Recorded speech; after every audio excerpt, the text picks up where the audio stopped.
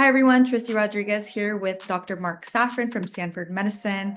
Doctor, thank you so much for joining us. We're here to discuss the injury to Sacramento Kings point guard Dennis Schröder, who has a mild right hip flexor strain. To dumb things down a little bit, can you first explain what a hip flexor is and kind of what a mild strain to a hip flexor would look like?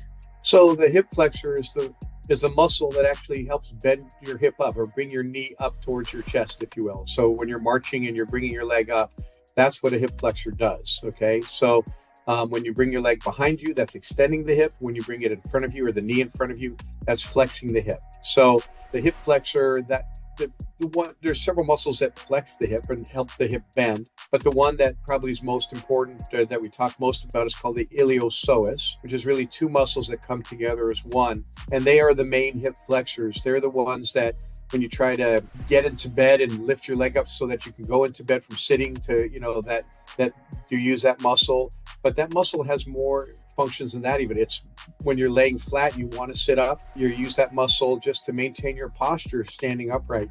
So it has a lot of functions. It's one of what we would call our core muscles when you talk about doing core strengthening. Particularly that muscle is the one that bends the hip up, that allows you to bring the knee upwards away from the ground or closer towards your belly. How important are hip flexors for a guard like Schröder, who we know he plays fast, he likes to play with pace, right? So how important are the hip flexors, especially in acceleration, deceleration, and lateral movement? So it's incredibly critical. I mean, that's what his game's about. It's about explosiveness. It's about quickness and trying to explode off the line. And so the muscles going from a resting or a relatively more passive state to then having to suddenly and violently contract to get that explosiveness. And so somebody like Schröder is most susceptible. And we see this with you see this also with sprinters and that are trying to run the 100-yard dash. They're more likely to pull muscles, particularly things like the hip flexor or alternatively a hamstring type of muscle injury. And you see that very frequently. And in basketball, you're going to be more susceptible for your players like Dennis Schröder, guards, your twos and the threes, more so than maybe your fives. The big men don't necessarily have to have as much of that explosiveness. What is that final box that he has to check before the Kings give him clearance to fully return to the court for action?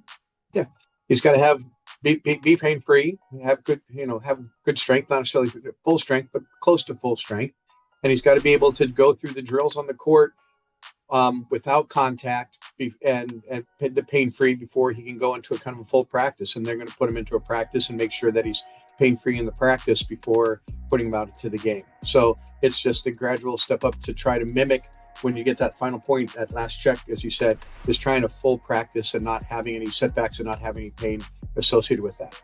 Dr. Safran, thank you so much for your time. Thank you for breaking down this injury. I know I speak for all Kings fans when I say we appreciate this information. We'll hope to see Dennis Schröder back on the court soon. Thank you so much, Doctor. Well, thank you for having me.